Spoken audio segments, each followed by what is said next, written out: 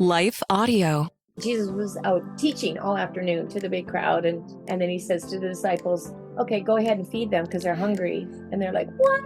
There's no place around here to buy food. What are you thinking? We even if we had money to go buy food and we had someplace to go do it, like, think about it. It's like they're saying to Jesus, do you have any idea how much that would cost? And Jesus, he says, okay, let's get this. And so he just takes what they have to offer and breaks it and blesses it, and a miracle is performed, and he feeds the masses with leftovers. That's the reality of who Jesus is. He is so much bigger than what we can begin to imagine. And so when he calls us to do a task, like he called the disciples to feed the masses, it's bigger. And to us, it's overwhelming. And to him, it's nothing. I'm Jennifer Slattery, and as I consider my personal journey with anxiety and fear, while my thoughts and my prayers, they'll initially focus on my circumstances. I find the greatest comfort, however, in learning more about the character, the heart, the power, and the promises of God. In our increasingly chaotic world, I need to know there is an unchanging, all-knowing, profoundly loving God who remains above it all. And that's why I'm so looking forward to today's conversation with author, speaker, and podcast host Grace Fox. Grace, thank you for joining us. Oh, thank you for having me again, Jennifer.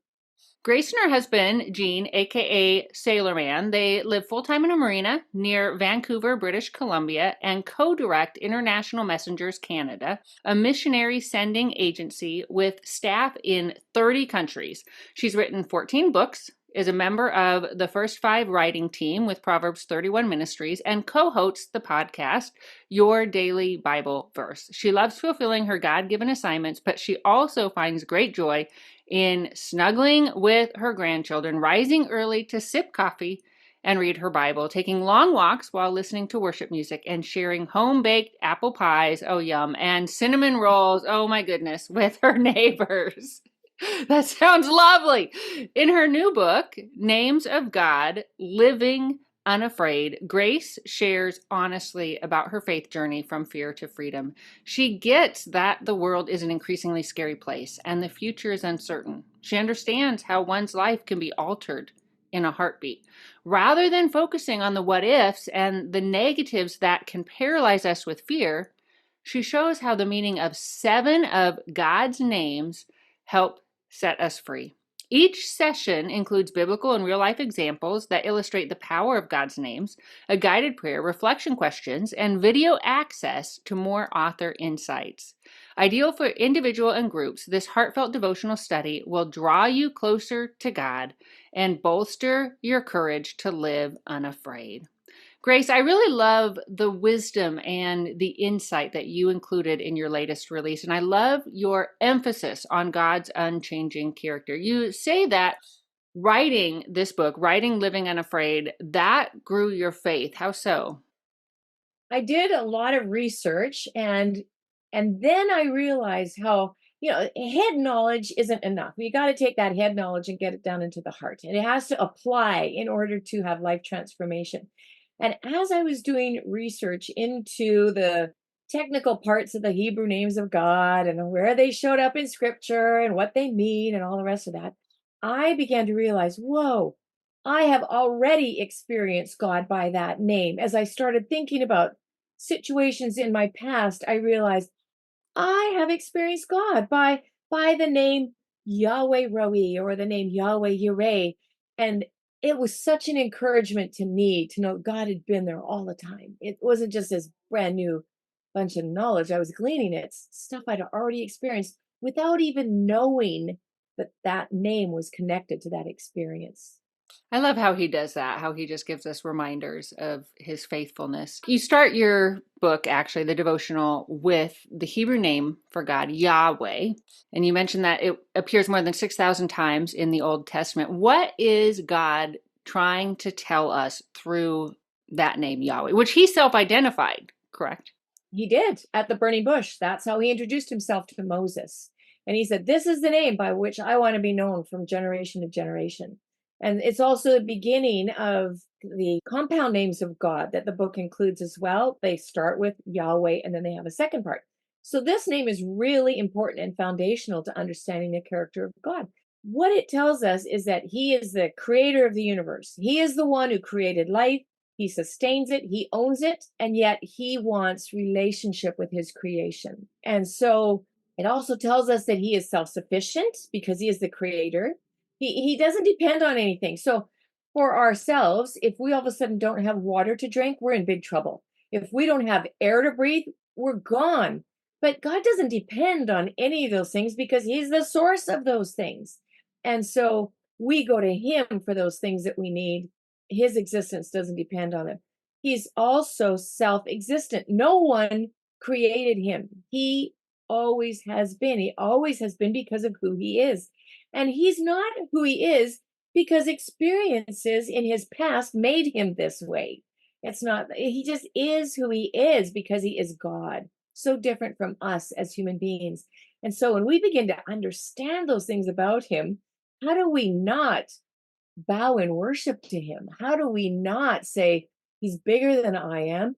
He's bigger than I am. So if I think I can live life without him, I've got another thought coming. I don't exist without him. I can learn to trust him because of who he is. I love that. In your discussion of Yahweh, regarding Moses, the Hebrew who God called to liberate his people from 400 years of slavery and oppression in Egypt, you talk about God's promise to Moses of his presence to guide, to provide, and to protect him. And you wrote, I'm going to quote, from Moses' perspective, however, the promise offered little consolation because he'd never experienced God up close and personal. His understanding of God was limited to Elohim, the all-powerful genius creator who Moses may have thought remained distant from his creation, end quote. So in your experience, can our fears potentially indicate where maybe we don't know God as well as we could? Absolutely.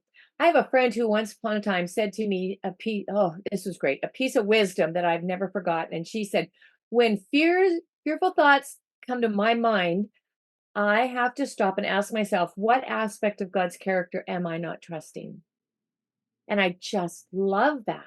So, yeah, like we can stop and look at those things that we're afraid of and analyze them under that light and say, am I not trusting God's ability to provide? Am I not trusting the fact that he's my shepherd and he promises to guide me? What is it that I'm scared about? And what aspect of God's character can speak to that? I love that. Another quote that I liked, which was in that same section, speaking of Moses, you said, wrong thinking resulted in fear, and fear led to disobedience. And I have to say, Grace, I think that is one of the reasons, a big reason your book can lead to such freedom because you're bringing truth that will help us, I think, lets us know, okay, if this is God's character and I'm not thinking that way, then I need to correct my thinking in this particular area. Jennifer, years ago, I had the opportunity to be in J.I. Packer's home, to be in his living room. And what an amazing experience that was. But I think it was J.I. Packer who said at one point something like that the most important thing about us would be our thoughts of who God is. Because if we think that God is out to get us, we're going to be afraid of him. We're not going to have the healthy fear or that reverential awe of him that is the fear of the Lord. But we're going to be scared of him. We're going to be ducking from him. We're going to be kind of, cowering in his presence. We're not going to have that freedom to come to him as a friend or to run to his arms as a father waiting to welcome us home when we've done wrong. We're going to expect him to come after us and to really be harsh with us perhaps. But we really do need to align our minds with the truth of who he is so that we can begin to live from that truth. It will change our lives. Amen.